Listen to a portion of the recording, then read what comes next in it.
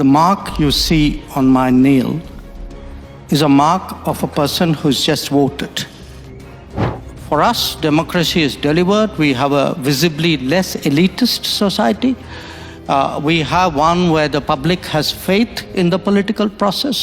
It is, well, maybe not all over the world. और doctor शेष शंकर जो हैं उन्होंने हमेशा की तरह पाकिस्तान को टफ टाइम। मैं अपनी ज़ाती राय समझता हूँ कि बहुत बड़ा कंट्रीब्यूशन है इंडियन डायस्पोरा का।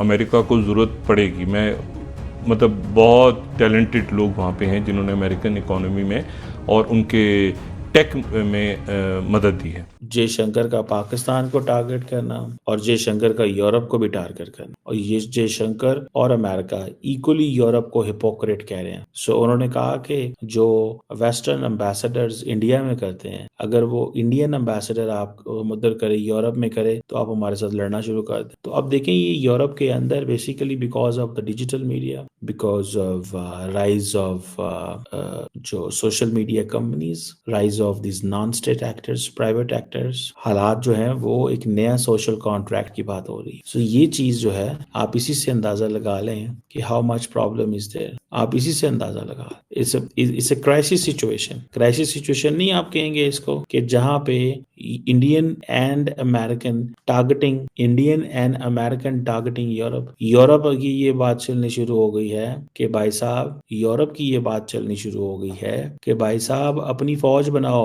अपनी फौज बनाओ। ठीक है सर, ये मुझे ऐसे लगता है, what I understand and what I realise, कि शायद with the passage of time, शायद with the passage of the time things will change. और वो कैसे चेंज होंगी कि पूरी का पूरी जो दुनिया है उसका सारे का सारा सोशल कॉन्ट्रैक्ट ही बदल जाएगा। ट्रस्ट मी, सारी की सारी दुनिया का आपस में एक दूसरे के साथ इंगेज करना बदल जाएगा। समझ रहे हैं बात? So this is something, you know, एक वो एक आप समझ लें कि एक क्रेडिबिलिटी गैप है, एक क्रेडिबिलिटी गैप है। सो इसी से आप अंदाजा लगा लें कि how things will move on, चीजें कैसे मूव ऑन करेंगी। सो यू नो, मुझे ऐसा लगता है, what I realise and what I understand, कि अमेरिकन एंड जो वो क्या नाम है उनका, अमेरिकन एंड बाकी जो हैं वो आपस में इसी तरह ही अब एक नई लड़ाई शुरू हो जाएगी। ट्रस्ट मी, बिल्कुल एक नई लड़ाई शुरू हो जाएगी। और वो इस चीज को रियलाइज करते हैं कि जैसे तैसे हमें, इस चीज को रियलाइज करते हैं कि जैसे तैसे हमें काम करना चाहिए।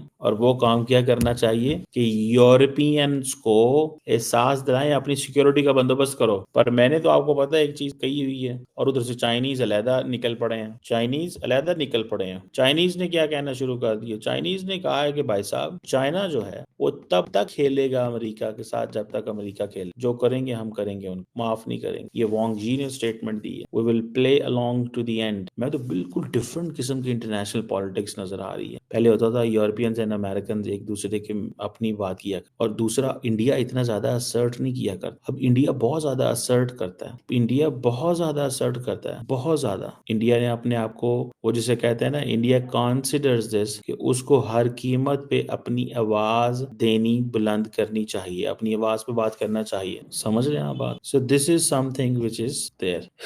ये वो एक चीज है, it's a very, you know, एक टेरेबल किस्म की चीज है। सो मुझे ऐसे लगता है कि जयशंकर अपनी इस टोन एंड टैनर को जारी रखेंगे, टोन एंड टैनर को जारी रखेंगे, टफ टाइम देंगे पाकिस्तान को, बांग्लादेश को, सबको टफ टाइम देंगे, वो माफ नहीं करेंगे। और अमेरिकन जो है वो यूरोप को टफ टाइम देंगे, वो नहीं माफ करेंगे Europe. This is what I understand. I don't know, वो जिसे कहते हैं ना कि इसकी जो चीज नजर आ रही है वो ये नजर आ रही है, जो चीज नजर आ रही है वो यही नजर आ रही है कि एक तरफ अमेरिका इस सारे के सारे पैसे जो थे वो विड्रॉ कर लिए, कह रहा है मैं किसी को नहीं दूंगा।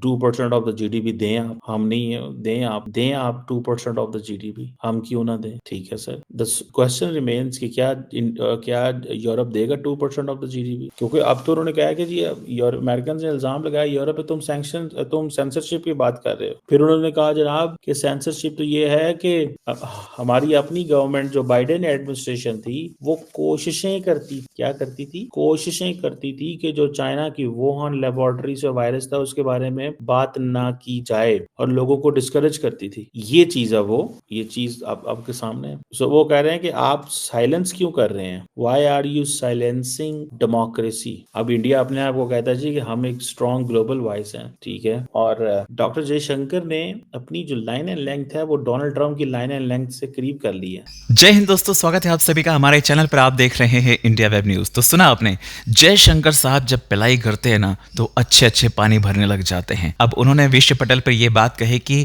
डेमोक्रेसी जो है ना वो भारत में बहुत मजबूत है और धीरे धीरे और मजबूत होती जा रही है।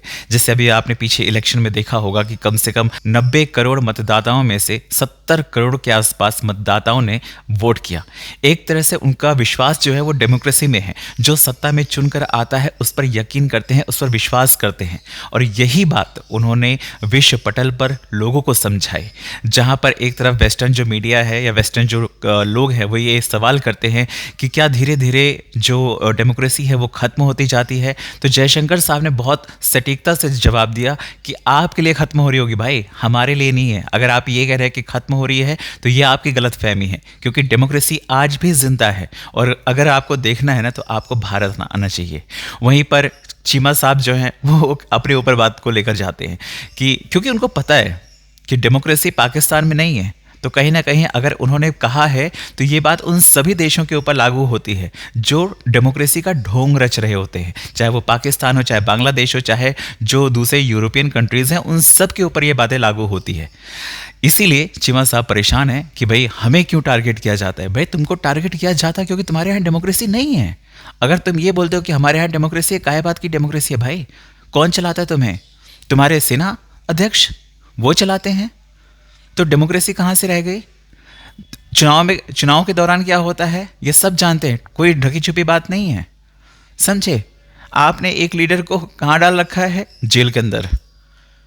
उसको सारी सुविधाएं मिल रही हैं। अगर वो वाकई गुनाहगार है तो उसको सजा दो ना।